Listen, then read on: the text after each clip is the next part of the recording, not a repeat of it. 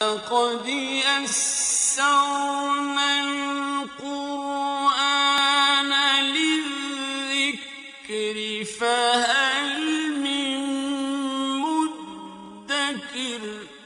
اور ہم نے قرآن کو سمجھنے کے لیے آسان کر دیا، تو کوئی ہے جو سوچے سمجھے۔ صوت القرآن، قرآن کی آواز۔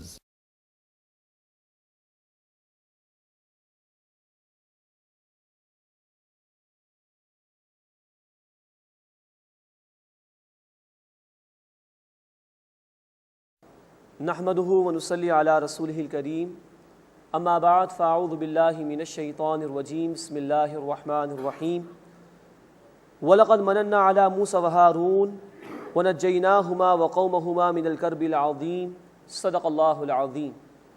سورۃ الصافات آیت نمبر 114 سے ہم اپنا مطالعہ شروع کر رہے ہیں۔ اب اس سورہ مبارکہ کا چوتھا رکوع شروع ہو رہا ہے۔ اس میں حضرت موسیٰ علیہ السلام، حضرت الیاس اور حضرت لوط علیہ السلام، ان رسولوں کا ذکر ہوا ہے۔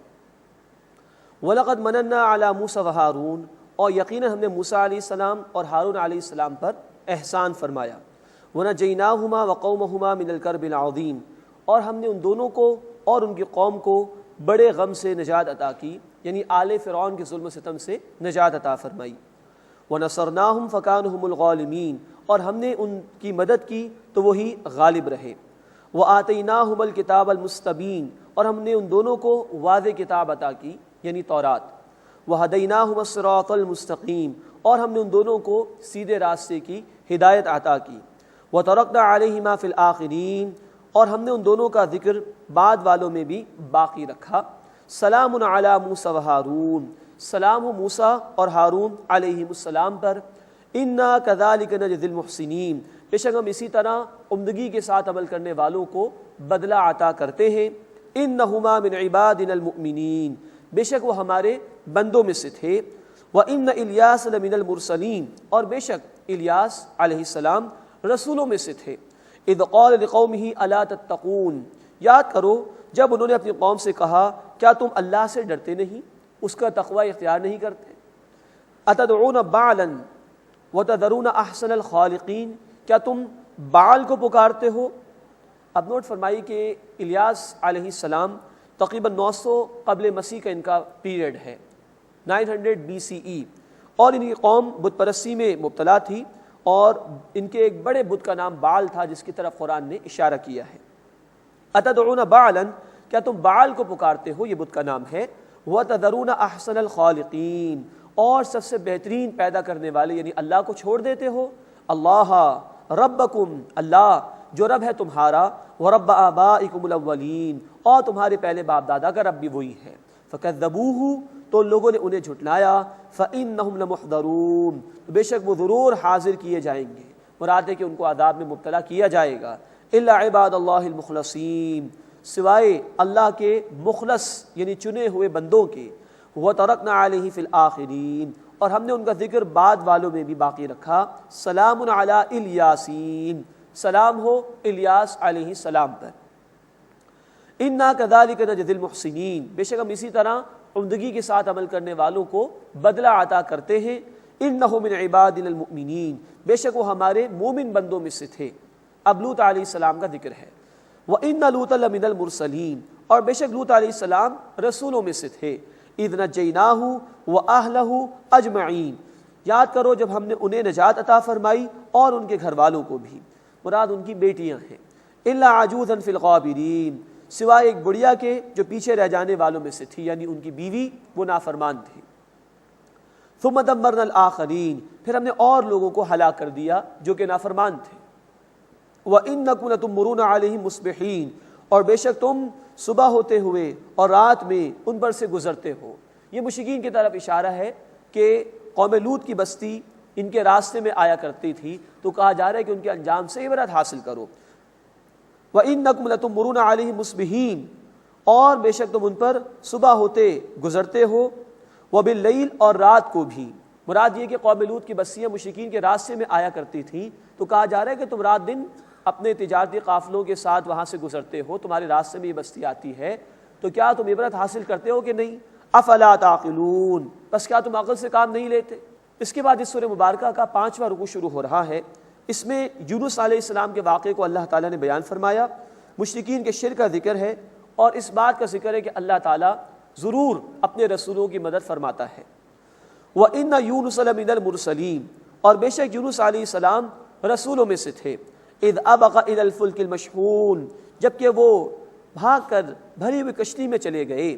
فَسَاهَمَا فَكَانَ مِنَ الْمُدْحَضِينَ، تو قرعہ ڈالا گیا تو وہ خطاوار ٹھہرائے گئے۔ اب یہ یونس علیہ السلام کا ذکر آ رہا ہے۔ اللہ تعالیٰ نے یہ ذکر فرمایا اس مقام پر کہ وہ اپنی قوم کو چھوڑ کر چلے گئے تھے۔ تفسیر اس کی یہ ہے کہ قوم انتہائی مخالفت پر آمادہ ہو گئی تھی اور حق کا انکار ہی کر رہی تھی۔ یونس علیہ السلام غیرت دینی کی وجہ سے ان کو یہ کہہ کر چلے گئے کہ اب تم پر اللہ کا عذاب ضرور آئے گا، لیکن وہ اللہ کا واضح حکم آنے سے پہلے چلے گئے تھے۔ رسول کے لیے ہجرت کا حکم اللہ کی طرف سے آتا ہے، پھر وہ اپنی قوم کو چھوڑ کر جا سکتے ہیں۔ جب وہ اپنی قوم کو چھوڑ کر گئے، راستے میں کوئی سمندر کا معاملہ ہوگا، کشتی میں سوار ہوئے، کشتی راستے کے اندر ڈولنے لگی، تو اس وقت یہ طے کیا جاتا تھا کہ قرعہ ڈالا جائے، اور قرعہ ڈالتے تھے وہ لوگ، اور جس شخص کا نام نکلتا تھا تو اسی کے متعلق یہ فیصلہ ہوتا تھا کہ یہ شخص کوئی غلام ہے جو اپنے مالک کو چھوڑ کر آیا، اور اس کو سمندر کے حوالے کر دیا کرتے تھے۔ اب یہاں جو قرعہ ڈالا گیا وہ یونس علیہ السلام کے نام نکلا، ان کو سمندر کے حوالے کیا گیا۔ وہاں ایک مچھلی کے پیٹ میں اللہ تعالیٰ نے انہیں رکھا اور اللہ تعالیٰ نے ان کی حفاظت فرمائی تھی۔ اذ ابق الى الفلك المشحون، جبکہ وہ بھاگ کر بھری ہوئی کشتی میں چلے گئے۔ فساہما فکان من المدحضین، تو قرعہ ڈالا گیا تو وہ خطاوار لوگوں میں سے ٹھہرائے گئے، کہ معلوم ہوا کہ یہی ہے کہ جو اپنے مالک کو چھوڑ کر آ گئے ہیں۔ فالتقمه الحوت وهو ملیم، پھر انہیں مچھلی نے نگل لیا اور وہ اپنے آپ کو ملامت کر رہے تھے، یعنی ان کو احساس ہوا کہ مجھ سے کوئی خطا ہو گئی اللہ کے حضور میں، اس پر وہ اپنے آپ کو ملامت کر رہے تھے۔ ہم ذکر پڑھ چکے ہیں سورۃ الانبیاء آیت نمبر 87 میں، وہ کہہ رہے تھے مچھلی کے پیٹ میں بھی، لا الہ الا انت سبحانک انی کنت من الظالمین، اے اللہ تیرے سوا کوئی معبود نہیں، بے شک تو پاک ہے اور بے شک میں ہی بے انصاف لوگوں میں سے ہوں۔ تو گویا اس انداز سے انہوں نے استغفار کی تھی مچھلی کے پیٹ میں اللہ کے حضور۔ فلولا انہ کان من المسبحین، بس اگر وہ تسبیح کرنے والوں میں سے نہ ہوتے، لا الہ الا انت سبحانک انی کنت من الظالمین، للبث فی بطنہ الی یوم یبعثون، تو اس مچھلی کے پیٹ میں قیامت کے دن تک وہ رہتے، وہیں رکھا جاتا ان کو۔ فنبذناہ بالعراء وہو سقیم، پھر ہم نے انہیں ایک چٹیل میدان میں ڈال دیا۔ وانبتنا علیہ شجرۃ من یقطین، اور ہم نے اگایا ان پر ایک بیلدار پودا، یعنی اللہ تعالیٰ نے فضل فرمایا، انہوں نے استغفار کی، اللہ نے اسے قبول فرمایا، مچھلی کی پیٹ سے اللہ نے نکالا اور ایک خشکی کے مقام پر ساحل پر ڈال دیا۔ وہاں ایک ایسا پودا بھی اللہ نے رکھ دیا کہ ان کے لیے سائے کا اہتمام بھی ہو گیا، غذا کا اہتمام بھی ہو گیا، اور مفسرین نے لکھا ہے کہ کچھ بیماری سے ان کو لاحق ہو گئی تھی تو اللہ نے شفا کا بھی اہتمام اسی درخت کے ذریعے سے، اسی پودے کے ذریعے سے فرما دیا۔ وَأَرْسَلْنَاهُ إِلَى 100,000 أَوْ يَزِيدُونَ، اور ہم نے انہیں 1,00,000 یا اس سے زائد لوگوں کی طرف بھیجا، یعنی اب ایسی آبادی کی طرف بھیجے گئے کہ جو دیکھنے میں تقریباً 1,00,000 کی معلوم ہوتی تھی۔ فآمنوا، بس وہ لوگ ایمان لائے، فمتعناهم إلى حین، اور ہم نے ایک مدت تک کے لیے ان لوگوں کو مال و دولت عطا فرمایا۔ فاستفتہم، اے نبی صلی اللہ علیہ وسلم ان سے سوال کیجئے، لربک البنات، کیا آپ کے رب کے لیے بیٹیاں ہیں، ولہم البنون، اور ان کے لیے بیٹے ہیں۔ یہ مشرکین مکہ کی اس روش کا بیان ہے کہ انہوں نے فرشتوں کو اللہ کی بیٹیاں قرار دے دیا، اپنے لیے بیٹے پسند کرتے تھے، اور خود ان کے بیٹیاں پیدا ہو جائیں تو منہ بناتے تھے، تو اللہ کے لیے بیٹیاں منسوب کر دی اور اپنے لیے بیٹے پسند کیے۔ ام خلقنا الملائکۃ اناثا وہم شاہدون، کیا ہم نے فرشتوں کو مؤنث پیدا کیا ہے؟ کیا وہ دیکھ رہے تھے اس وقت جب کہ ہم نے پیدا کیا تھا فرشتوں کو؟ الا انہم من افکہم لیقولون، آگاہ ہو جاؤ، بے شک وہ جھوٹ کی بنیاد پر یہ سب کچھ کہہ رہے ہیں، اس کی کوئی دلیل ان کے پاس موجود نہیں ہے۔ ولد اللہ، کہ اللہ صاحب اولاد ہے، معاذ اللہ، یہ جھوٹ کہہ رہے ہیں۔ وانہم لکاذبون، اور یقیناً وہ جھوٹے ہیں۔ اصطفی البنات علی البنین، کہ اللہ نے بیٹیوں کو بیٹوں پر پسند کر لیا۔ ما لکم، تمہیں کیا ہوا ہے؟ کیف تحکمون، تم کیسا فیصلہ کرتے ہو؟ جو چیز اپنے لیے پسند نہیں اس کو اللہ کی طرف منسوب کر رہے ہو۔ افلا تذکرون، بس کیا تم غور نہیں کرتے؟ ام لکم سلطان مبین، کیا تمہارے پاس کوئی کھلی دلیل ہے؟ فأتوا بکتابکم ان کنتم صادقین، تو اپنی کتاب لے آؤ اگر تم سچے ہو۔ وَجَعَلُوا بَيْنَهُ وَبَيْنَ الْجِنَّةِ نَسَبًا، اور انہوں نے اللہ اور جنات کے درمیان ایک رشتہ ٹھہرا دیا. معاذ اللہ، معاذ اللہ، ان ظالموں نے جنات کو فرشتوں کی ماں قرار دے دیا. معاذ اللہ، اور اللہ سے تعلقات منسوب کر دیے جنات کے. معاذ اللہ ثم معاذ اللہ. اس پر اللہ تعالیٰ فرما رہے ہیں کہ وَجَعَلُوا بَيْنَهُ وَبَيْنَ الْجِنَّةِ نَسَبًا، اور انہوں نے اللہ اور جنات کے درمیان ایک رشتہ ٹھہرا دیا. وَلَقَدْ عَلِمَتِ الْجِنَّةُ إِنَّهُمْ لَمُحْضَرُونَ، اور یقیناً جنات کے علم میں ہے، وہ جان چکے کہ بے شک وہ حاضر کیے جائیں گے. مراد جنات کو یہ بات پتہ ہے، ان کو بھی اللہ نے شعور عطا کیا ہے کہ جو شرک کا عقیدہ اختیار کرے گا، جو اللہ کی طرف جھوٹی باتیں منسوب کرے گا، وہ ضرور اللہ کے عذاب کے اندر مبتلا کیا جائے گا. نوٹ فرمائیے، انسان کے ساتھ ساتھ جنات بھی مسئول مخلوق ہیں، جواب دہ ہیں اللہ کے حضور میں. انہیں بھی اللہ تعالیٰ نے انسانوں کی طرح اپنی عبادت کے لیے پیدا کیا. سورہ داریات آیت نمبر 56 میں یہ تفصیل ہے. سبحان اللہ عما یصفون، اللہ پاک ہے اس بات سے جو وہ جھوٹ بیان کرتے ہیں. الا عباد اللہ المخلصین، سوائے اللہ کے چنے ہوئے بندوں کے.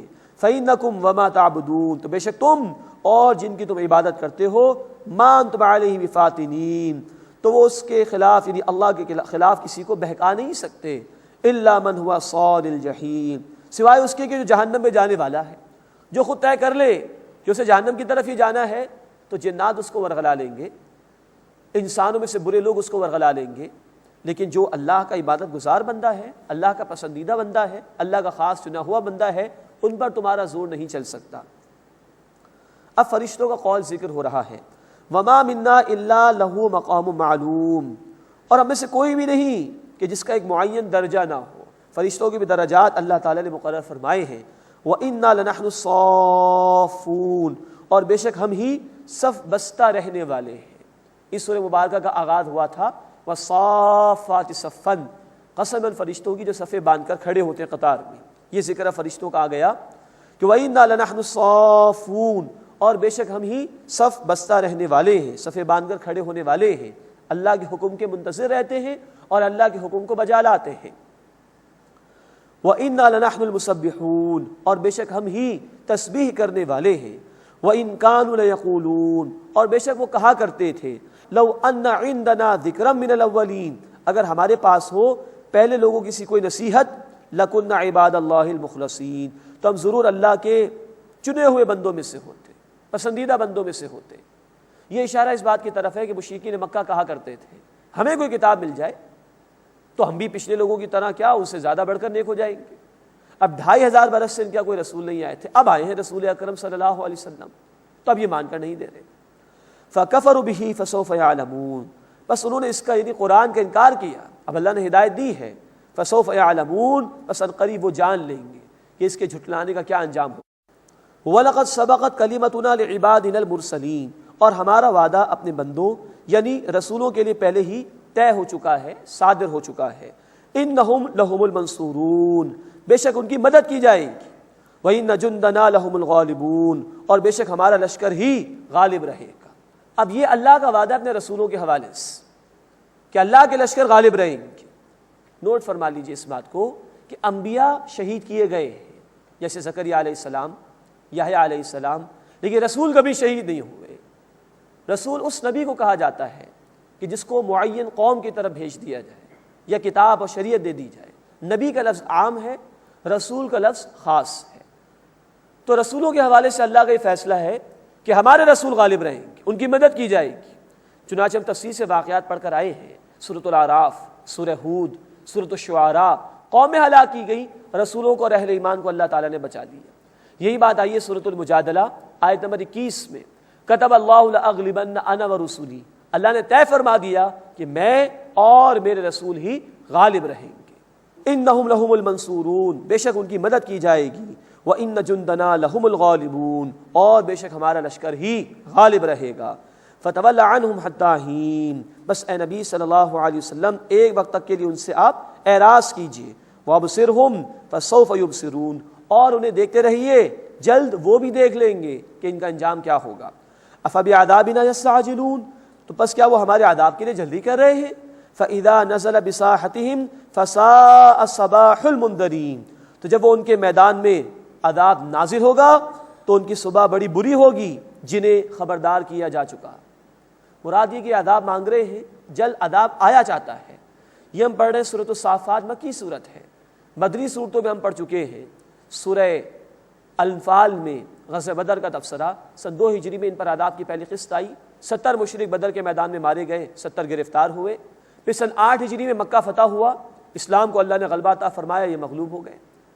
پھر ہم پڑھ چکے سورہ توبہ کے آغاز میں ان کو 4 مہینے کی مہلت دے دی گئی تھی، اس کے بعد اگر یہ نہیں مانتے تو ان کی گردن اڑا دی جاتی۔ یہ سارے عذاب کے معاملات ان کے لیے اللہ کی طرف سے آئے تھے، تو کہا جا رہا ہے جلدی نہ کرو، آیا ہی چاہتا ہے۔ وَتَوَلَّ عَنْهُمْ حَتَّىٰ حِينٍ، اور اے نبی صلی اللہ علیہ وسلم ایک مدت تک کے لیے ان سے اعراض کیجیے۔ وَأَبْصِرْ، اور دیکھتے رہیے، فَسَوْفَ يُبْصِرُونَ، پس ان قریب وہ بھی دیکھ لیں گے کہ انجام کیا ہوگا۔ سبحان ربک رب العزت عما یصفون، پاک ہے آپ کا رب، عزت والا رب اس سے جو وہ بیان کرتے ہیں۔ وسلام علی المرسلین، اور سلام ہے تمام رسولوں پر۔ والحمد للہ رب العالمین، اور تمام شکر تمام تعریف اللہ کے لیے ہے جو تمام جہان والوں کا رب ہے۔ احادیث میں ذکر ہے کہ مجلس کے اختتام پر یہ آخری 3 آیات پڑھنی چاہیے، اور نبی صلی اللہ علیہ وسلم اپنی دعاؤں میں بھی یہ الفاظ ادا کیا کرتے تھے۔ بسم اللہ الرحمن الرحیم، صاد والقرآن ذی الذکر۔ اب سورہ صاد کا آغاز ہو رہا ہے۔ یہ سورہ مبارکہ بھی مکی صورت ہے۔ اس میں اللہ کے بعض انبیاء کا ذکر ہے جو اللہ تعالیٰ نے بیان فرمایا، فرما برداروں کا ذکر بھی ہے، اور نافرمانی کرنے والے لوگوں کا انجام بھی بیان کیا گیا ہے۔ پہلے رکوع میں انشاءاللہ ہم دیکھیں گے کہ مشرکین کی جھٹلانے کی روش کو بیان کیا گیا ہے، اور عذاب کے ڈراوے اللہ کی طرف سے سنائے گئے ہیں۔ اس سورہ مبارکہ کی ابتدائی چند آیات کے متعلق جامع ترمذی میں تفصیل بھی موجود ہے کہ جب اللہ کے رسول صلی اللہ علیہ وسلم نے ایک مرتبہ جب مشرکین ابو طالب کے پاس تھے اور اللہ کے رسول صلی اللہ علیہ وسلم تشریف لائے، تو آپ صلی اللہ علیہ وسلم نے ایک بات ان کے سامنے رکھی کہ میں تمہیں توحید کی دعوت دیتا ہوں، ایک اللہ کو مانو اور اس کے سوا کسی جھوٹے معبود کو نہ پکارو۔ تو جو بڑے بڑے سردار تھے، ابو جہل وغیرہ، وہ منہ بنا کر چلے گئے کہ ابو طالب دیکھو تمہارے بھتیجے کو، یہ کیسی باتیں کرتا ہے، یہ ایک اللہ کو پکارنے کی بات کرتا ہے۔ اس پر یہ آیات بھی نازل ہوئی تھیں، اور ان کا ذکر ابتدائی آیات میں اللہ تعالیٰ نے فرمایا ہے۔ صاد یہ حروف مقطعات میں سے ایک حرف ہے۔ ان حروف مقطعات جنہیں علیحدہ علیحدہ پڑھا جاتا ہے، ان کے اصل معنی اللہ ہی کے علم میں ہے۔ والقرآن ذی الذکر، اور نصیحت والے قرآن کی قسم۔ اب نوٹ فرمائیے کہ ان آخری صورتوں کے آغاز میں اللہ تعالیٰ نے قسمیں کھائی ہیں، لیکن کس بات پر قسم کھائی گئی ہے اس کا ذکر نہیں ہے۔ تو اس کے لیے ہمیں جانا ہوگا تھوڑا کچھ پیچھے سورہ یاسین کی طرف۔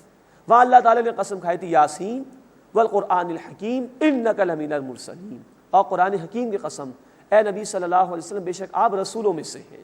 تو اب ان صورتوں میں جو آگے آ رہی ہیں جہاں قسم کھائی گئی ہے اور قسم کا جواب نہیں بتایا گیا کہ کس بات پر قسم کھائی گئی، تو مراد ہے کہ اے نبی صلی اللہ علیہ وسلم آپ اللہ کے رسولوں میں سے ہیں۔ صاد والقرآن ذی الذکر، اور قسم ہے نصیحت والے قرآن کی۔ بل الذین کفروا فی عزۃ و شقاق، بلکہ جن لوگوں نے کفر کیا وہ گھمنڈ اور مخالفت میں پڑے ہوئے ہیں۔ کم اہلکنا من قبلہم من قرن فنادوا، کتنی امتیں، کتنی ہی نسلیں ان سے پہلے ہم نے ہلاک کر دی تو وہ فریاد کرنے لگے۔ ولا تحین مناس، اور چھٹکارے کا کوئی وقت نہیں تھا، وہ بچے نہیں پھر اللہ کی پکڑ سے۔ وعجبوا ان جاءہم منذر منہم، اور انہوں نے تعجب کیا کہ ان کے پاس انہی میں سے خبردار کرنے والا آیا۔ وقال الکافرون، اور کفر کرنے والوں نے کہا ھذا ساحر کذاب، یہ تو جادوگر ہے، بہت بڑا جھوٹا ہے، معاذ اللہ۔ یہ شدید ترین الفاظ ہیں جو کفار نے اختیار کیے تھے رسول اللہ صلی اللہ علیہ وسلم کے حوالے سے، یہ تو جادوگر ہیں، بہت بڑے جھوٹے ہیں، معاذ اللہ ثم معاذ اللہ۔ یہ کچھ برداشت کیا ہے اللہ کے رسول صلی اللہ علیہ وسلم نے دین کے راستے میں، یہ کچھ الزامات ان ظالموں نے لگائے تھے۔ ہمیں سوچنا چاہیے کہ دین کے راستے میں ہم پر بھی مشکلات آ سکتی ہیں، تو سنت رسول تو یہ ہے کہ مشکلات کو برداشت کیا جائے اور دین کے کام کو بندہ کرتا ہی رہے اور آگے بڑھتا ہی رہے۔ اللہ ہمیں اس کی توفیق عطا فرمائے۔ اجعل الآلہۃ الہ واحدہ، کیا اس شخص نے سارے معبودوں کو ایک معبود بنا دیا ہے؟ اب یہ مشرکین کے سرداروں کی طرف اشارہ ہے کہ ابو طالب دیکھو اپنے بھتیجے کو، یہ کہتا ہے کہ جھوٹے معبودوں کو چھوڑ دو، ایک کو پکارو۔ تو یا ان کا قول نقل کیا جا رہا ہے اجعل الآلہۃ الہ واحدہ، کیا اس محمد صلی اللہ علیہ وسلم نے سارے معبودوں کو ایک ہی معبود بنا دیا؟ ان ھذا لشیء عجاب، بے شک یہ تو ایک بڑی عجیب بات ہے۔ وانطلق الملأ منهم ان امشوا، اور ان کے کئی سردار یہ کہتے ہوئے چل پڑے کہ چلو، واصبروا علی آلہتکم، اور اپنے معبودوں پر جمے رہو، مت پکارو ایک اللہ کو، جھوٹے معبودوں کو پکارو، یہ طے کر کے اٹھ گئے وہاں سے۔ ان ھذا لشیء یراد، بے شک یہ تو کوئی ان کے مطلب کی بات لگتی ہے۔ ما سمعنا بہذا فی الملۃ الآخرہ، ہم نے پچھلے مذہب میں ایسی کوئی بات نہیں سنی۔ ان ھذا الا اختلاق، یہ تو محض من گھڑت بات ہے، باپ دادا نے کبھی ایسی بات نہیں کی، یہ تو کوئی گھڑی ہوئی بات ہمیں لگ رہی ہے۔ یہ ڈھٹائی سے انہوں نے انکار کیا اس قرآن حکیم کا۔ اانزل علی ذکر من بیننا، کیا ہم میں سے اس پر اللہ کا کلام نازل کیا گیا ہے؟ بل ہم فی شک من ذکری، بلکہ وہ لوگ میری نصیحت سے شک میں ہیں، یہ اللہ کا تبصرہ ہے۔ بل لما یذوقوا عذاب، بلکہ انہوں نے میرا عذاب ابھی نہیں چکھا ہے اس لیے انکار کر رہے ہیں۔ ام عندهم خزائن رحمت ربک العزیز الوہاب، کیا اے نبی صلی اللہ علیہ وسلم آپ کے رب کے رحمت کے خزانے ان کے پاس ہیں کہ جو غالب ہے، بہت عطا فرمانے والا ہے؟ ام لہ ملک السماوات والارض وما بینہما، کیا ان کے لیے بادشاہت ہے آسمانوں اور زمین کی اور جو کچھ ان دونوں کے درمیان ہے؟ فلیرتقوا فی الاسباب، تو آسمانوں میں چڑھ جائیں اوپر کی طرف رسیاں تان کر لیں جو کچھ کرنا ہے۔ کیا یہ روک سکتے ہیں وحی کو؟ کر کے دیکھ لیں۔ جند ما ہنالک محذوم من الاحزاب، شکست خوردہ گروہ میں سے یہاں یہ بھی ایک لشکر ہے۔ جیسے پچھلے لوگ برباد کیے گئے، اگر یہ بھی مخالفت پر آمادہ رہے تو یہ بھی بالآخر اللہ کے عذاب میں مبتلا کیے جائیں گے۔ اب گزشتہ نافرمان قوموں کا ذکر کیا جا رہا ہے۔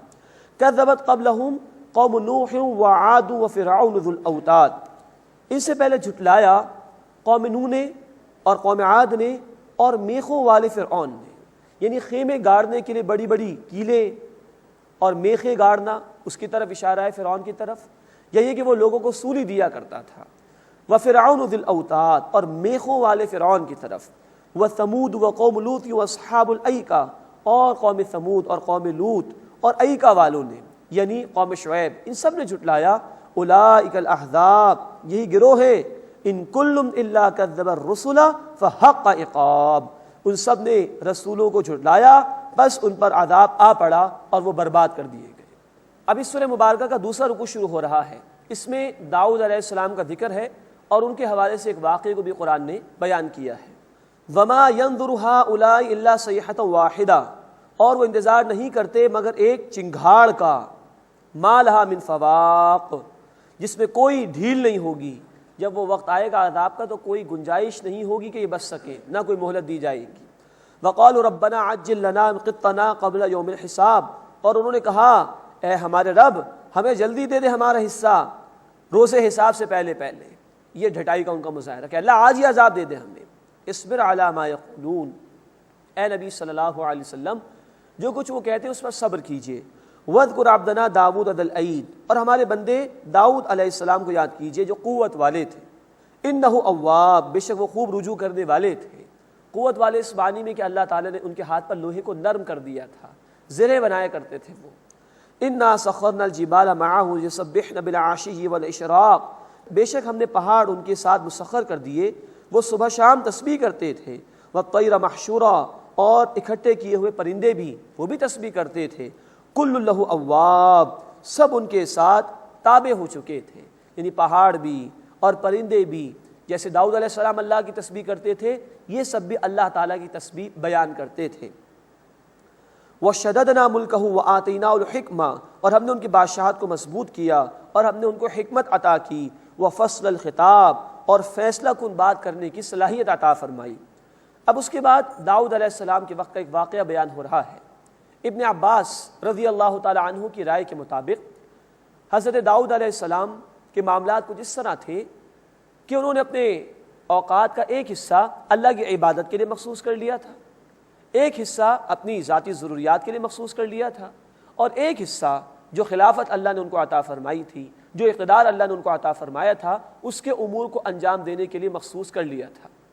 اب ذکر آ رہا ہے کہ ایک مرتبہ جب ان کی عبادت کا وقت تھا تو دو افراد ان کی عبادت گاہ میں داخل ہو گئے اور ان سے کوئی سوال کر بیٹھے اپنے کسی معاملے کے حوالے سے۔ اب یہ واقعہ اس مقام پر اللہ تعالیٰ نے بیان فرمایا ہے۔ وَهَلْ أَتَاكَ نَبَأُ الْخَصْمِ، اور کیا آپ کے پاس جھگڑنے والوں کی خبر پہنچی ہے؟ ان کو کوئی معاملہ تھا جس میں وہ جھگڑ رہے تھے ایک دوسرے سے.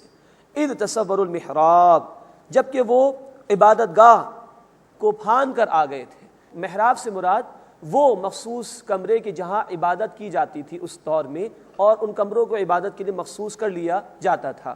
اذ تصور المحراب، جبکہ وہ محراب کو پھان کر آ گئے، عبادت گاہ میں داخل ہو گئے جبکہ عبادت کر رہے تھے داؤد علیہ السلام. اذ دخلوا علی داؤد، جب وہ داخل ہوئے داؤد علیہ السلام کے سامنے، ففزع منہم، تو وہ ان سے گھبرا گئے. قالوا لا تخف، ان لوگوں نے کہا آپ ڈریے مت.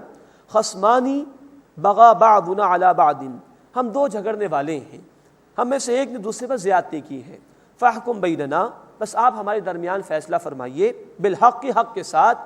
ولا تشتت، اور بے انصافی نہ کیجیے گا. واہدنا الی سواء الصراط، اور ہمیں سیدھے راستے کی رہنمائی فرمائیے. ان ھذا اخی، بے شک یہ میرا بھائی ہے. لہ 99 نعجۃ، اس کے لیے 99 دمبیاں ہیں. ولی نعجۃ واحدہ، اور میرے پاس ایک ہی دمبی ہے. فقال اکفلنیھا، بس اس نے کہا کہ وہ بھی میرے حوالے کر دیں. یہ چاہتا ہے کہ اس کی 100 پوری ہو جائیں. وعذنی فی الخطاب، اور اس نے مجھے گفتگو میں دبا لیا ہے. اس نے بڑی عمدہ زبان استعمال کر لی اور میری بھی دمبی دبانا چاہ رہا ہے. یہ چاہ رہا ہے کہ میں اپنی ایک دمبی بھی اس کے حوالے کر دوں. قال لقد ظلمک بسؤال نعجتک الی نعاجی، داؤد علیہ السلام نے فرمایا بے شک اس شخص نے تجھ سے دمبی مانگ کر تجھ پر ظلم کیا ہے. وان کثیرا من الخلطاء لیبغی بعضهم علی بعض، اور بے شک اکثر شرکاء ایک دوسرے پر زیادتی کر ہی جایا کرتے ہیں. جب یہ شراکت کے معاملات ہوتے ہیں، پارٹنرشپ کے معاملات ہوتے ہیں، تو کبھی اونچ نیچ ہو ہی جایا کرتی ہے. الا الذین آمنوا، سوائے وہ جو ایمان لائے. وعملوا الصالحات، اور انہوں نے نیک اعمال کیے. وقلیل ما هم، اور ایسے لوگ بہت ہی کم ہیں. وظن داؤد انما فتناہ، اور داؤد علیہ السلام نے خیال کیا کہ ہم نے انہیں آزمایا ہے. فاستغفر ربہ، تو انہوں نے اپنے رب سے بخشش طلب کی. وخر راکعا واناب، اور رجوع کرتے ہوئے وہ سجدے میں گر گئے اپنے رب کے سامنے. ابن عباس رضی اللہ تعالیٰ عنہ کی رائے کے مطابق یہاں اصل میں بات یہ ہے کہ اللہ تعالیٰ نے یہ بتانا چاہا کہ اللہ کی عبادت اللہ کی توفیق کے بغیر ممکن نہیں.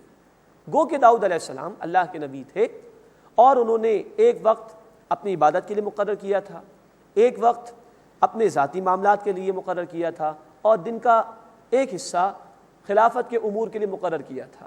تو یہ توجہ دلائی گئی نمبر 1 کہ یہ بات طے رہے کہ اصلاً معاملہ ہے یہ کہ عبادت اللہ کی توفیق کے بغیر ممکن نہیں. وہ 2 افراد آئی گئے اور انہوں نے ڈسٹربنس پیدا کر ہی دی داؤد علیہ السلام کی عبادت میں.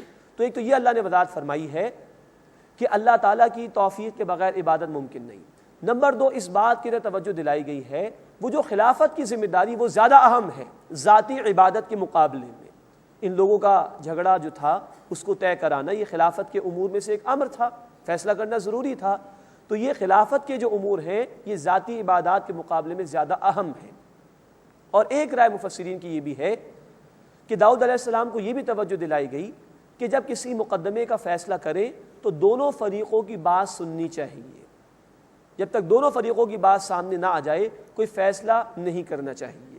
یہ چند آراء مفسرین کی. بہرحال اللہ نے یہ باتیں واضح فرمائی اپنے نبی علیہ الصلوۃ والسلام پر، اور وہ اللہ کے حضور میں گر گئے رجوع کرتے ہوئے، اللہ کے سامنے سجدے میں گر گئے رجوع کرتے ہوئے. فغفرنا له ذلك، بس ہم نے ان کو ان کی یہ خطا بخش دی. وان له عندنا لزلفى وحسن مآب، اور بے شک ان کے لیے ہمارے پاس قربت ہے اور عمدہ ٹھکانہ ہے. یا داؤد، اے داؤد علیہ السلام، انا جعلناک خلیفۃ فی الارض، بے شک ہم نے تمہیں زمین میں خلیفہ بنایا ہے. فاحکم بین الناس بالحق، بس تم لوگوں کے درمیان فیصلہ کرو حق کے ساتھ. ولا تتبع الہوی، اور خواہش کی پیروی نہ کرنا. فیضلک عن سبیل اللہ، تو تمہیں یہ ہٹا دے گی اللہ کے راستے سے. خواہش نفس کی پیروی اللہ کے راستے سے بندے کو ہٹا دیتی ہے. ان الذین یضلون عن سبیل اللہ، بے شک جو لوگ اللہ کے راستے سے بھٹک جاتے ہیں، لہم عذاب شدید بما نسوا یوم الحساب، ان کے لیے سخت عذاب ہے اس لیے کہ انہوں نے روز حساب کو بھلا دیا. اس کے بعد اس سورہ مبارکہ کا 3واں رکوع شروع ہو رہا ہے. اس میں اس بات کا بیان ہے کہ ہر شے اللہ نے بامقصد پیدا کی ہے اور انسان بھی بامقصد پیدا کیا گیا ہے. اور سلیمان علیہ السلام کا ذکر اللہ تعالیٰ نے فرمایا ہے، اور ان کے حوالے سے 2 واقعات کو اللہ نے بیان فرمایا ہے۔ وَمَا خَلَقْنَا السَّمَاءَ وَالْأَرْضَ وَمَا بَيْنَهُمَا بَاطِلًا، اور ہم نے آسمان و زمین کو اور جو کچھ ان کے درمیان ہے بے مقصد پیدا نہیں کیا۔ ذَلِكَ ظَنُّ الَّذِينَ كَفَرُوا، یہ گمان ان لوگوں کا جنہوں نے کفر کیا۔ فَوَيْلٌ لِّلَّذِينَ كَفَرُوا مِنَ النَّارِ، بس خرابی ہے، تباہی ہے کفر کرنے والوں کے لیے آگ میں سے۔ اللہم اجرنا من النار، اے اللہ ہمیں آگ کے عذاب سے محفوظ فرما۔ ام نجعل الذین آمنوا وعملوا الصالحات کالمفسدین فی الارض، کیا ہم بنا دیں گے ان لوگوں کو جو ایمان لائے اور جنہوں نے نیک اعمال کیے ان لوگوں کی طرح جو زمین میں فساد پھیلاتے ہیں۔ ام نجعل المتقین کالفجار، کیا ہم تقوی اختیار کرنے والوں کو برے عمل کرنے والوں کی طرح بنا دیں گے؟ اب یہ ہے سرچنگ کوئسچن کا انداز۔ تم خود سوچو، ایک اللہ کا فرما بردار ہے، دوسرا نافرمان ہے، کیا برابر ہو سکتے؟ ایک اللہ کا اطاعت گزار ہے، دوسرا نافرمانیاں کر رہا ہے، کیا برابر ہو سکتے؟ اسی طرح غور کریے، ایک آدمی نمازی ہے، ایک آدمی بے نمازی، ایک آدمی رزق حلال کماتا ہے، دوسرا مال حرام کماتا ہے، ایک سچ بولتا ہے، دوسرا جھوٹ بولتا ہے، ایک اللہ کے حقوق کو ادا کرتا ہے، دوسرا ادا نہیں کرتا، ایک بندوں کے حقوق کو ادا کرتا ہے، دوسرا ادا نہیں کرتا، کیا برابر ہو سکتے ہیں؟ 4 مرتبہ یہ مضمون قرآن میں بیان ہوا ہے۔ اگر یہ برابر ہو جائیں تو تخلیق کا مقصد فوت ہو جائے گا۔ اگر سارے برابر ہو جائیں تو جن لوگوں نے اللہ کی اطاعت کی ہوگی دنیا میں وہ تو گھاٹے میں رہے، اور جو ظالم تھے وہ عیاشی میں رہے، وہ مزے میں رہے۔ نہیں، یہ برابر نہیں ہو سکتے ہیں۔ کتاب انزلناہ الیک مبارک، یہ کتاب ہے نبی صلی اللہ علیہ وسلم مبارک جو ہم نے آپ کی طرف نازل کی ہے، لیدبروا آیاتہ، تاکہ لوگ اس کی آیات میں غور و فکر کریں، ولیتذکر اولو الالباب، اور عقل مند لوگ اس سے نصیحت حاصل کریں۔ یہ قرآن کے حوالے سے اب عملی بات بیان ہو رہی ہے۔ فرمایا کہ برکت والی کتاب ہے۔ برکت کے معنی یہ ہے کہ کسی شے کے ذریعے سے ایک دوسری شے کے چھپے ہوئے جوہر کو نمایاں کر دیا جائے، اس میں موجود پوشیدہ شے کو نمایاں کر دیا جائے۔ قرآن میں بارش کو بھی ماء مبارکہ کہا گیا ہے، کیونکہ بارش برستی ہے، زمین کے اندر پانی جاتا ہے، زمین میں جو فصل کو پیدا کرنے کی صلاحیت ہے یہ بارش کا پانی اس کو زندگی عطا کرتا ہے اور فصل اگنا شروع ہو جاتی ہے۔ اسی طرح یہ قرآن کتاب مبارک ہے۔ اگر انسان کے دل میں نیت درست ہو اور تڑپ ہو ہدایت کی تو یہ بارش برسے گی دل پر، اور اس دل میں اللہ کی معرفت ان بلٹ موجود ہے۔ جب یہ بارش روحانی برسے گی قلب پر تو انسان کو حقیقی ایمان حاصل ہوگا، اور اس کے نتیجے میں نیک اعمال کی فصل کا صدور ہونا شروع ہو جائے گا۔ تو یہ ہے روحانی بارش قرآن کی جو برسائی گئی۔ مزید کہا گیا یہ قرآن اس لیے دیا گیا تاکہ لوگ اس میں غور و فکر کریں اور عقل مند لوگ اس سے نصیحت حاصل کریں۔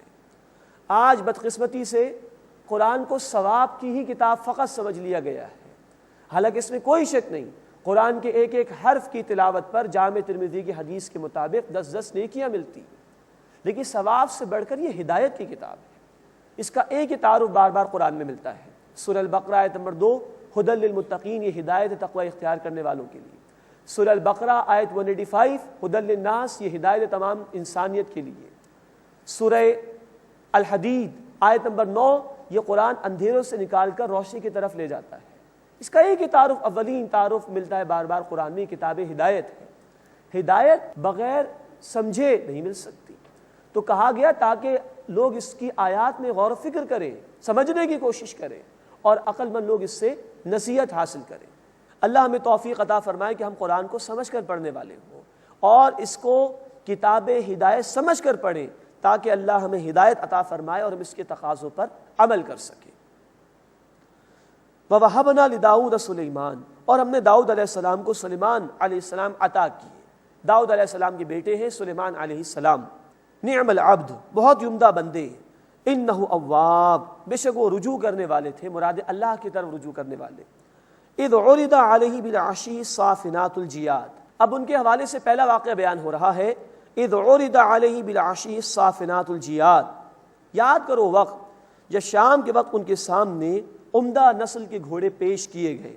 فقال انی احببت حب الخیر عن ذکر ربی، تو انہوں نے فرمایا کہ بے شک میں اپنے رب کی یاد کے لیے مال کو محبوب رکھتا ہوں۔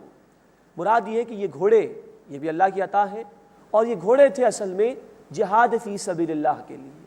اللہ کے دین کو پھیلانے کے لیے ضرورت تھی ان گھوڑوں کی اس زمانے کے اندر، تو یہ وہ مال ہے کہ جو میں محبوب رکھتا ہوں اللہ کی یاد کے لیے۔ حتیٰ توارت بالحجاب، یہاں تک کہ وہ گھوڑے پردے میں چلے گئے، ان کے سامنے سے ان کو لے جایا گیا۔ ردوها علیہ، سلیمان علیہ السلام نے پھر کہا کہ میرے سامنے ان گھوڑوں کو دوبارہ لے کر آؤ۔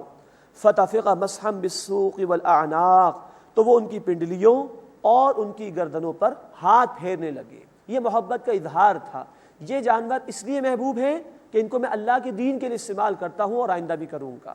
تو محبت کے ساتھ ان گھوڑوں کی پنڈلیوں اور ان کی گردنوں پر ہاتھ پھیرنے لگے۔ اب ایک اور واقعے کا ذکر آ رہا ہے۔ وَلَقَدْ فَتَنَّا سُلَيْمَانَ، اور یقیناً ہم نے سلیمان علیہ السلام کی آزمائش کی۔ وَأَلْقَيْنَا عَلَىٰ كُرْسِيِّهِ جَسَدًا، اور ہم نے ان کے تخت پر ایک دھڑ سر ڈال دیا۔ ثم اناب، پھر انہوں نے اللہ کی طرف رجوع کیا۔ مفسرین کی ایک رائے اس بارے میں یہ ہے کہ سلیمان علیہ السلام بادشاہ بھی بن گئے تھے، اللہ نے سلطنت بھی عطا کی تھی۔ ایک وقت وہ آیا تھا کہ جب وہ شدید بیمار ہو گئے تھے اور انتہائی مجبوری کی کیفیت ان پر آ گئی تھی، یعنی سلطنت کا نظام چلانا کچھ ان کے لیے دشوار ہو گیا تھا۔ اس کی طرف اشارہ ہو رہا ہے کہ وَلَقَدْ فَتَنَّا سُلَيْمَانَ، اور ہم نے سلیمان علیہ السلام کی آزمائش کی۔ وَأَلْقَيْنَا عَلَىٰ كُرْسِيِّهِ جَسَدًا، اور ہم نے ان کے تخت پر ایک دھڑ سا لا کے رکھ دیا، یعنی سلطنت کے نظام کو چلانا کچھ مشکل ہو گیا تھا اس شدید بیماری کی وجہ سے۔ پھر انہوں نے اللہ سے دعا کی۔ ثم اناب، پھر انہوں نے اللہ کی طرف رجوع کیا۔ قال رب اغفر لی، انہوں نے عرض کیا کہ اے میرے رب مجھے بخش دے۔ وہب لی ملکا، اور مجھے سلطنت عطا فرما۔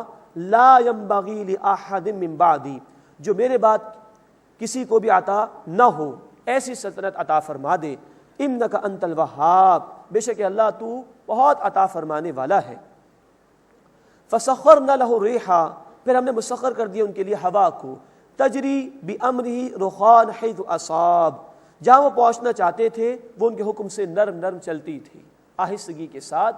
اور اس ہوا کو بھی گویا سلیمان علیہ السلام کے لیے اللہ تعالیٰ نے مقرر فرما دیا تھا، تابع کر دیا تھا۔ اب صحتیابی بھی اللہ نے عطا فرما دی، اس کے بعد یہ شان و شوکت اللہ نے مزید عطا فرمائی، اس کا ذکر ہو رہا ہے۔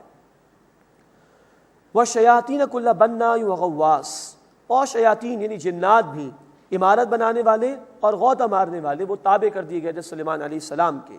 وَآخَرِينَ مُقَرَّنِينَ فِي الْأَصْفَادِ، اور دیگر جنات زنجیروں میں جکڑے ہوئے۔ هَذَا عَطَاؤُنَا، یہ ہے ہماری عطا۔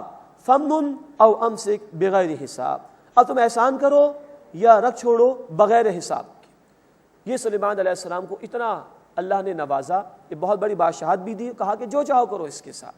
لیکن ظاہری بات ہے وہ اللہ کے نیک بندے تھے، اللہ کی اطاعت میں ہی اس تمام بادشاہت کو انہوں نے استعمال کیا۔ وَإِنَّ لَهُ عِندَنَا لَذُلْفَ وَحُسْنَ مَآب، اور بے شک ان کے لیے ہمارے پاس قرب ہے، قربت ہے اور عمدہ ٹھکانہ ہے۔ اس کے بعد اس سورہ مبارکہ کا 14واں رکوع شروع ہو رہا ہے۔ اس میں انبیاء کا ذکر ہے اور نافرمان اور مجرمین کا بھی بیان آیا ہے۔ اب حضرت ایوب علیہ السلام کا ذکر آ رہا ہے۔ وَاذْكُرْ عَبْدَنَا ایوب، اور آپ یاد کیجئے نبی صلی اللہ علیہ وسلم ہمارے بندے ایوب علیہ السلام کو۔ اذ نادى ربہ، جب انہوں نے اپنے رب کو پکارا۔ انی مسنی الشیطان بنصب وعذاب، کہ مجھے شیطان نے ایذا اور دکھ پہنچایا ہے۔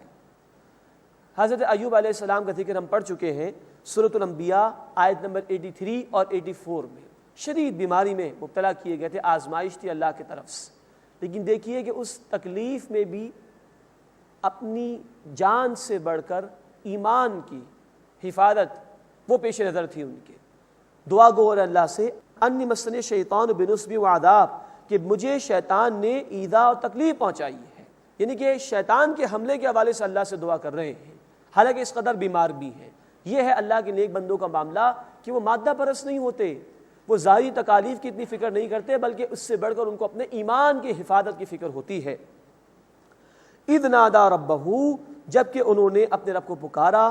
انی مسنی الشیطان بنصب وعذاب، کہ مجھے شیطان نے ایذا اور دکھ پہنچایا ہے، تکلیف پہنچائی ہے۔ ارکض برجلک، اب اللہ تعالیٰ نے ان کو شفا یابی کے لیے ایک ترکیب بتائی، ایک طریقہ بتایا۔ ارکض برجلک، زمین پر اپنا پیر مارو۔ ھذا مغتسل بارد وشراب، یہ لو یہ ہے غسل کے لیے ٹھنڈا اور پینے کے لیے عمدہ پانی۔ وَوَهَبْنَا لَهُ أَهْلَهُ وَمِثْلَهُمْ مَعَهُمْ رَحْمَةً مِنَّا، اور ہم نے انہیں ان کے اہل خانہ اور ان کے ساتھ ان جیسے اور بھی عطا کیے ہماری رحمت سے۔ اولاد بھی اللہ نے عطا فرمائی، مال بھی خوب عطا فرمایا، آزمائش وقتی تھی، اس کے بعد اللہ نے خوب نوازا۔ وَذِكْرَىٰ لِأُولِي الْأَلْبَابِ، اور عقل والوں کے لیے ایک نصیحت کہ اللہ اپنے نیک بندوں کو آزماتا ہے اور اس کے بعد نوازتا بھی ہے۔ اس کے بعد حضرت ایوب علیہ السلام کا یہ ذکر ہو رہا ہے کہ کسی موقع پر بیماری کے دور میں ان کی اہلیہ سے زبان پر کچھ ناشکری کے الفاظ آ گئے تھے، تو حضرت ایوب علیہ السلام نے ایک قسم کھا لی کہ میں تمہیں 100 کوڑے ماروں گا۔ اب اللہ تعالیٰ کے نبی ہیں، ان کی زوجہ محترمہ ہیں، انہوں نے خدمت بھی کی اپنے شوہر کی یعنی ایوب علیہ السلام کی، تو اللہ تعالیٰ نے ایک آسانی فرما دی۔ اللہ تعالیٰ نے یہ حکم دیا حضرت ایوب علیہ السلام کو کہ تم ایسا کرو کہ ایک جھاڑو لو جس میں 100 تنکے ہوں اور وہ اپنی اہلیہ کو مار لو تو یہ قسم پوری ہو جائے گی۔ اب اس بات کا ذکر آیا ہے وَخُذْ بِيَدِكَ ضِغْثًا، اور اپنے ہاتھ میں اے ایوب علیہ السلام جھاڑو لو، فَاضْرِب بِهِ وَلَا تَحْنَثْ، اور اس سے اپنی اہلیہ کو مارو اور قسم نہ توڑو۔ اِنَّا وَجَدْنَاهُ صَابِرًا، بے شک ہم نے انہیں صبر کرنے والا پایا، نعم العبد، بہت ہی عمدہ بندے، اِنَّهُ اواب، بے شک وہ رجوع کرنے والے تھے۔ نوٹ فرمائیے کہ یہ طریقہ اللہ تعالیٰ نے ایوب علیہ السلام کو سکھایا تھا۔ بعض لوگ دین کے احکامات سے بچنے کے لیے اس آیت کو دلیل بناتے ہیں، جی ہیلا کرنا جائز ہے، ایسا کر لیجئے ایسا کر لیجئے اور عمل کرنے کی ضرورت ہی پیش نہیں آئے گی، معاذ اللہ۔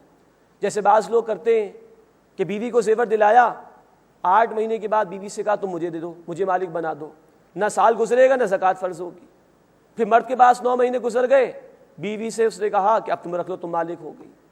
یہ ہیلا حرام ہے دین کے اندر۔ ایسا ہیلا جس سے کسی کا حق مارا جائے، جس کے ذریعے اللہ کے کسی حکم سے فرار اختیار کیا جائے، حرام ہے ہمارے دین کے اندر۔ اور یہاں اللہ تعالیٰ نے یہ طریقہ بتایا ایوب علیہ السلام کو۔ ہم کون ہوتے ہیں کہ من چاہے فیصلے کر لیں دین کے معاملات کے اندر؟ تو ایسے ہیلے قطعاً حرام ہیں کہ جس سے دین سے فرار اختیار کیا جائے یا کسی بندے کا حق مارا جائے۔ ہاں وہ مواقع جہاں سنت سے بھی ثبوت ملتا ہے کہ کسی کا حق نہ مارا جاتا ہو، دین کے کسی حکم کے خلاف ورزی نہیں ہوتی ہو، دین سے فرار اختیار نہ کیا جاتا ہو، وہ ہیلا جائز ہوگا، اس کی اجازت ہے، لیکن اس کی بھی اجازت ہے، اس پر عمل کرنا کوئی فرض کے درجے میں نہیں ہے۔ وَاذْكُرْ عِبَادَنَا إِبْرَاهِيمَ وَإِسْحَاقَ وَيَعْقُوبَ أُولِي الْأَيْدِ وَالْأَبْصَارِ، اور اے نبی صلی اللہ علیہ وسلم آپ یاد کیجئے ہمارے بندے ابراہیم کو اور اسحاق اور یعقوب کو علیہم السلام، جو قوت والے بھی تھے اور بصیرت والے بھی تھے۔ اِنَّا أَخْلَصْنَاهُمْ بِخَالِصَةٍ ذِكْرَ الدَّارِ، ہم نے انہیں ایک خاص صفت سے خاص کر لیا تھا، یعنی آخرت کے گھر کے لیے چن لیا تھا انہیں۔ وَإِنَّهُمْ عِندَنَا لَمِنَ الْمُصْطَفَيْنَ الْأَخْيَارِ، اور بے شک وہ ہمارے نزدیک سب سے اچھے چنے ہوئے لوگوں میں سے تھے، اللہ کے پیارے بندوں میں سے تھے۔ وَاذْكُرْ إِسْمَاعِيلَ وَالْيَسَعَ وَذَا الْكِفْلِ، اور آپ یاد کیجئے ذکر کیجئے اسماعیل اور الیسع اور ذو الکفل علیہم السلام کا۔ وَكُلُّ مِنَ الْأَخْيَارِ، اور یہ تمام کے تمام اچھے لوگوں میں سے تھے۔ ہذا ذکر، یہ ہے ایک نصیحت۔ وَإِنَّ لِلْمُتَّقِينَ لَحُسْنَ مَآب، اور یقیناً تقوی اختیار کرنے والوں کے لیے عمدہ ٹھکانہ ہے۔ جنات عدن مفتحۃ لہم الابواب، ہمیشہ رہنے کے باغات ہیں جن کے دروازے ان کے لیے کھلے ہوں گے، ان کا استقبال کیا جائے گا۔ متکئین فیہا، وہ ان میں تکیے لگائے ہوئے ہوں گے۔ یدعون فیہا بفاکہۃ کثیرۃ وشراب، وہ ان میں طلب کریں گے میوے بہت سارے اور مشروبات۔